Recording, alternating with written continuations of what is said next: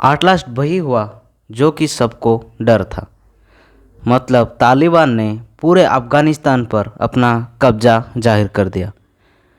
तो परसों क्या हुआ कि तालिबान पूरी तरीके से, जो कि अफ़गानिस्तान का राजधानी है काबुल, उसके ऊपर वहाँ पर अटैक किया और उसको अपने कब्ज़े में ले लिया। और उससे पहले अफ़गानिस्तान के राष्ट्रपति अशरफ गनी, उन्होंने इस्तीफ़ा दे दिया अपने पद से और अफ़गानिस्तान से वहाँ पर चले गए। और वो कहाँ जाएंगे ये अभी तक एक क्वेश्चन मार्क है। लेकिन जहाँ यहाँ पर बात चल रही है कि वो अपने साथ बहुत ही नकद राशि, मतलब बहुत ही पैसे लेकर गए हैं।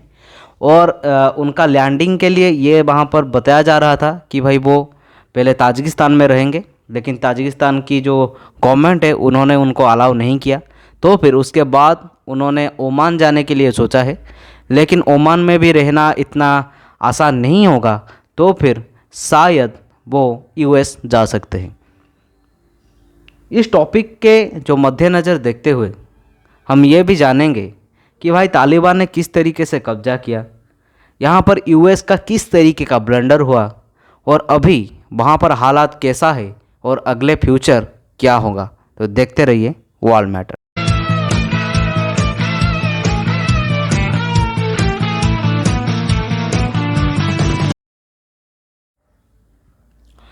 तालिबान ने यहाँ पर अफ़गानिस्तान में अपना पूरी तरीके से कब्जा कर लिया है। और इसी बीच जो यूएस के जो वहाँ पर डिप्लोमेट थे, उन्हें यहाँ पर यूएस ने एयरलिफ्ट करके ले लिया है। और उसी के साथ अफ़गानिस्तान के लोगों को एक घोर अंधकारमय परिवेश में छोड़कर यूएस चला गया है। तो फिर एक्चुअली देखिए ये सारे मामला कैसे हुआ था, कैसे शुरू हुआ था। तो वो बोलते हैं ना कि भाई सारे चीज़ में यूएसए का बहुत बड़ा हाथ होता है। यूएसए जिस जिस मामला में भी गया है उस मामला को वो उस्काया है, वहाँ पर उस मामला को बढ़ाया है और उसमें अपना स्वार्थ को सिद्ध किया है। और जब उसका स्वार्थ सिद्ध हो गया वो वहाँ से भाग गया है। ये आज की बात ही नहीं है, ये यूएसए का इतिहास रहा है। अपने आप को पूरे विश्व की लोकतंत्र का राजा बताता हुआ यूएस हर जगह पर ब्लंडर करता आया है। बात रही वो कोरिया की हो, बात रही वो वियतनाम की हो, बात रही वो पाकिस्तान की हो, या फिर बात रही वो अफ़गानिस्तान की हो। जब जब भी कोई एक देश को मदद की आवश्यकता होती है तब यूएस पहले तो पहुंच जाता है और इसके लिए मतलब इससे उसका इमेज बहुत बड़ा हो जाता है। लेकिन उसके बाद वो जिस तरीके से वहाँ से अपना पैर पीछे लेता है, ये सबसे बड़ा मामला है। तो इसीलिए आज तक ये प्रचलित है बात कि भाई यूएसए को कभी भरोसा नहीं करना चाहिए। अभी यूएसए से आने से पहले अभी हम ये देखते हैं कि किस तरीके से, ये देखिए कितना मतलब ये किस तरीके का परिस्थिति है कि अफ़गानिस्तान के लोग वहाँ से आना चाहते हैं। और इसीलिए देखिए वहाँ की जो प्लेन है वहाँ पर वो उड़कर वहाँ पर आना चाहते हैं। कोई प्लेन की खिड़की से अंदर घुसने को ट्राई कर रहा है। और वहाँ पर रेलवे स्टेशन जैसा भीड़ लगा हुआ है। आप जो यहाँ पर मुंबई में भी लोकल देखेंगे या फिर आप जहाँ पे भी चले जाए, आप जो लोकल ट्रेन देखेंगे वहाँ पर किस तरीके से भीड़ होता है, भाई वहाँ पर एयरपोर्ट पर उसी तरीके का भीड़ लगा रहा है। और उसी को देख के ही अफ़गानिस्तान ने पूरा अपना एयर स्पेस को बंद कर दिया है, एयरपोर्ट को सीज कर दिया है। और उसी के साथ ये भी बता दिया गया है कि जो भी international flight Afghanistan air space के ऊपर उड़ने जा रहा था वो सबको कैंसिल कर दे या फिर अफ़गानिस्तान के ऊपर ना उड़ के अपना रूट को चेंज कर दे।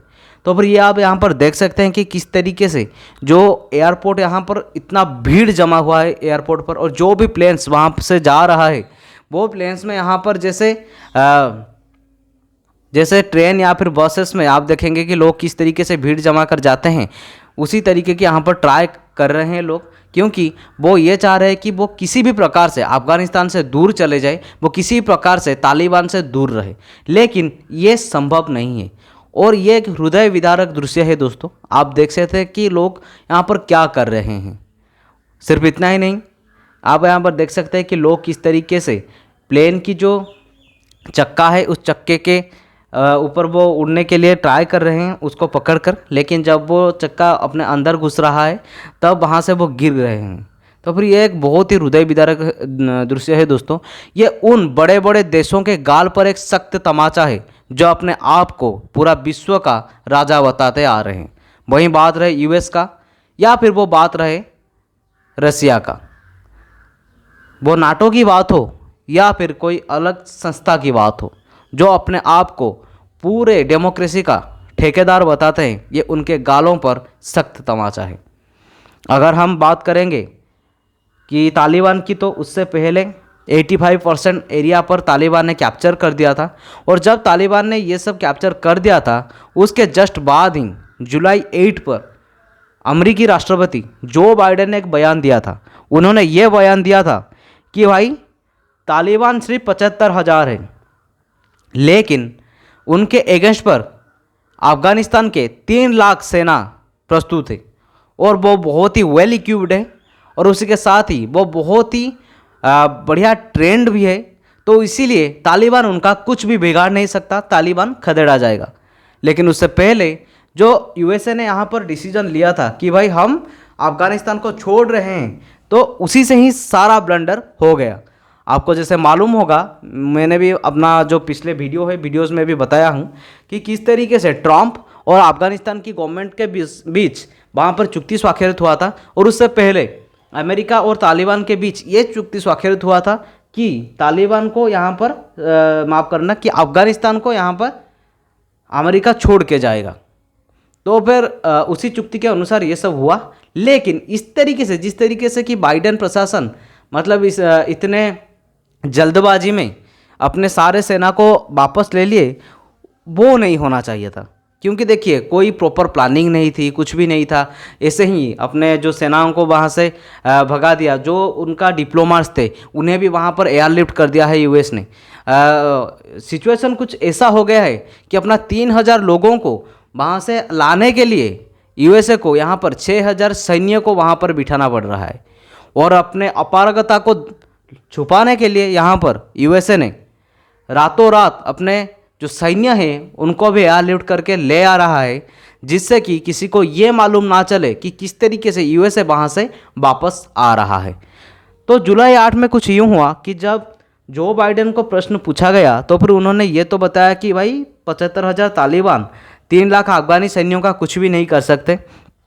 उसी के साथ उन्होंने ये भी बताया था कि ये तालिबान को आप वियतनामी सोल्जर्स के साथ कंपेयर ना करो, वो जिस तरीके से थे आप उनके साथ इन्हें कंपेयर ना करो। इनके पास वैसे कुछ बड़ा अस्त्र शस्त्र नहीं है, तो फिर ये हमारे साथ मुकाबला नहीं कर सकते और 90 डेज में भी ये हमसे पार नहीं पा सकेंगे। लेकिन बाइडेन ने ये तो बताया था, लेकिन 90 डेज में ही क्या भाई, 9 दिनों में अफगानिस्तान की जो राजधानी है उसके ऊपर तालिबान ने कब्जा कर दिया। तो ये एक बहुत ही बड़ा धक्का होगा अमेरिका के लिए। देखिए डिप्लोमेटिक तौर पर यूएस ये भी बता रहा है कि हम ये बहुत बड़े बात कर रहे हैं, और ऐसा कुछ बड़ी बात है नहीं।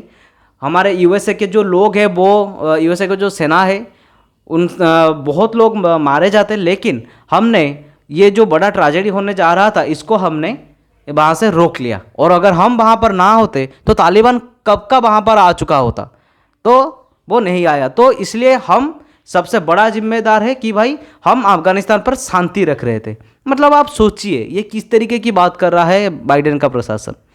तो ये तो सब हो रहा है, लेकिन अगर हम इसके जो पीछे जाए, इतिहास को जाए, तो सब ब्लंडर हो रहा है ये यूएस के लिए ही। क्योंकि देखिए यूएस ने वहाँ पर बोल दिया कि अगस्त 30 तक हम वहाँ से निकल आएंगे, पूरी तरीके से हम सैन्य को अपसारण कर देंगे। लेकिन तालिबान ने वहाँ पर यूएस को ये भी चैलेंज कर दिया कि भाई आप 30 तक क्यों रुकेंगे, हम तो 15-16 के बीच से ही आपको वहाँ से खदेड़ देंगे। तो बात कुछ यूँ ही हुआ।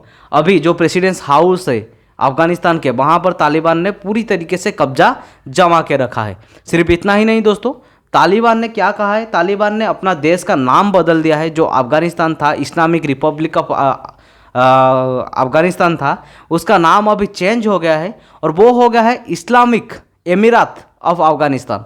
मतलब उसका नाम चेंज हो गया है। उसके साथ उसका ऑफिशियल फ्लैग, नेशनल एम्ब्लेम जो भी कुछ है वो सारे चीज़ों को वहाँ पर बदल दिया गया है। मतलब जो 20 साल पहले, मतलब 2001 से पहले जो अफगानिस्तान में जब तालिबान का शासन था उस टाइम पर जो कुछ था वहीं यहाँ पर हो गया है। और तालिबान ने यहाँ पर जिस बात की सबसे बड़ी डर थी वहाँ पर ये इम्पोज कर दिया है। मतलब सरिया कानून जो है, सरिया लॉ जो है यहाँ पर वो इम्पोज कर दिया है। और आपको तो मैं ये बार बार बता भी चुका हूँ कि भाई सरिया लॉ आने से क्या होता है। सरिया लॉ आने से ये होता है कि जो वीमेन है उन्हें घर में ही रहना पड़ेगा, उन्हें पूरी तरीके से हिजाब पहनना पड़ेगा। हलाला अभी वहाँ पर कानूनन हो गया है, मतलब हलाला वहाँ पर अलाउ हो चुका है, 3 तलाक अलाउ हो चुका है, ये सब चीज़ें अलाउ हो चुका है। जो वुमेन है उन्हें पढ़ना अलाउ नहीं है। तो ये सारी चीज़ें सरिया में वो कहाँ पर नौकरी नहीं कर सकते, अपने मन मुताबिक काम नहीं कर सके यहाँ पर। लेकिन तालिबान ने ये वो बताया है कि भाई मुस्लिम लोगों को, मतलब मुस्लिम जो महिलाएं हैं उन्हें हम पढ़ने के लिए अलाउ करेंगे, लेकिन ये किसके अवधान में, वो अकेला नहीं जा सकती, उसके साथ उसका पति या फिर पिताजी या फिर उसका अगर भाई या फिर कुछ बेटे होंगे तो वो जाएंगे और उसके साथ वो रहेंगे। यहाँ पर ये बताया है। उसके साथ ऑर्डर भी आ चुका है कि भाई देखिए तालिबान जब सरिया कानून आएगा तो उसमें ऐसा कुछ मालूम ही नहीं होगा। मतलब महिलाओं की इच्छा के बगैर उन्हें वहाँ से उठा दिया जाएगा, उनके साथ जबरन शादी कर दिया जाएगा। मतलब एक 12 साल की लड़की को 65 साल के बूढ़े के साथ शादी कर दिया जाएगा। मतलब सोच सकते हैं कि भाई ये किस तरीके का रूल है, किस तरीके का कानून है। ये बहुत ही पेचीदा मामला है और इसी तरीके ही कुछ रूल वहाँ पर बन जाएगा।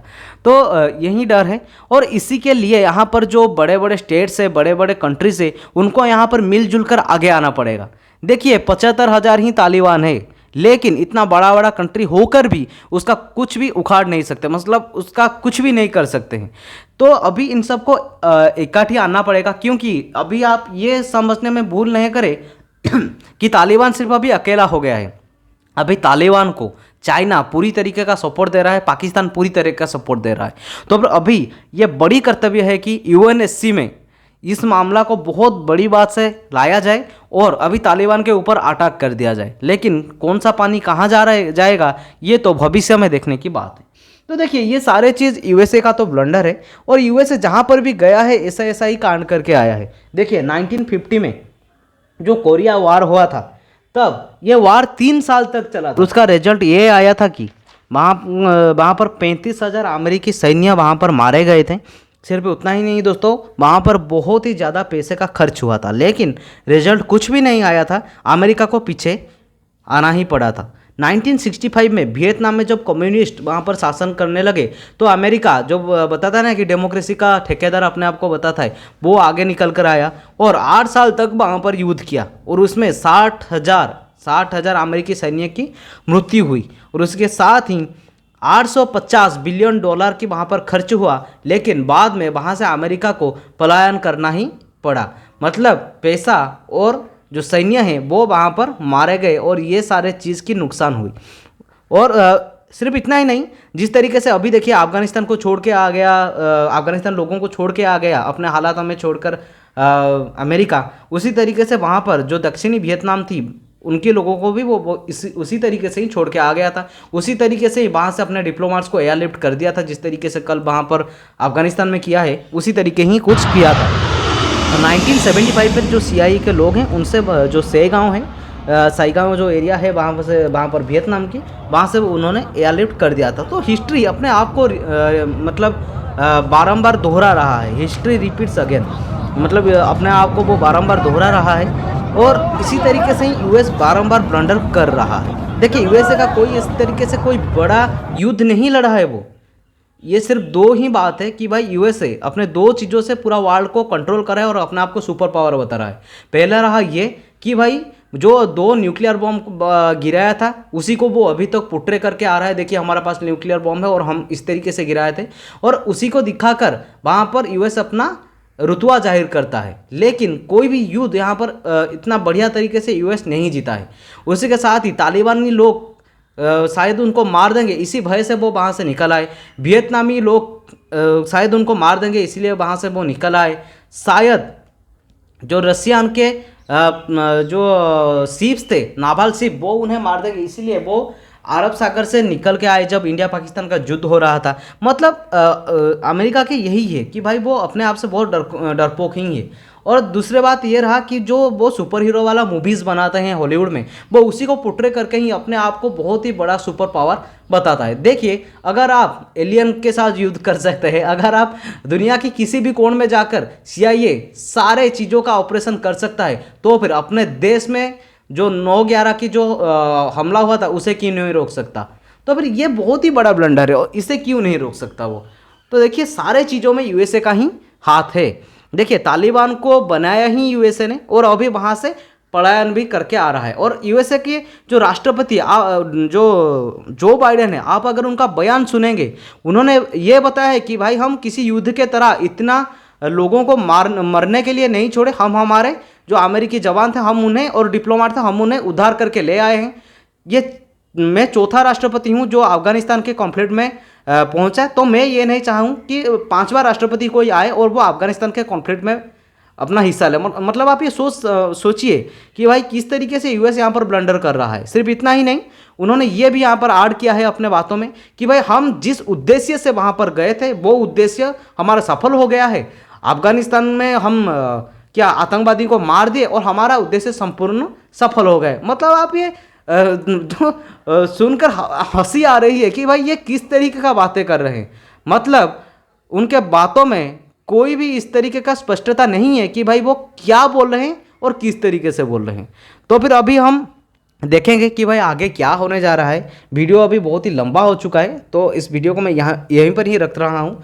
और उसी के साथ ये भी बता रहा हूँ कि इसके बाद बहुत ही अलग अलग टॉपिक में भी यहाँ पर वीडियोस अपलोड होंगे। तो कीप सपोर्टिंग वर्ल्ड मैटर्स।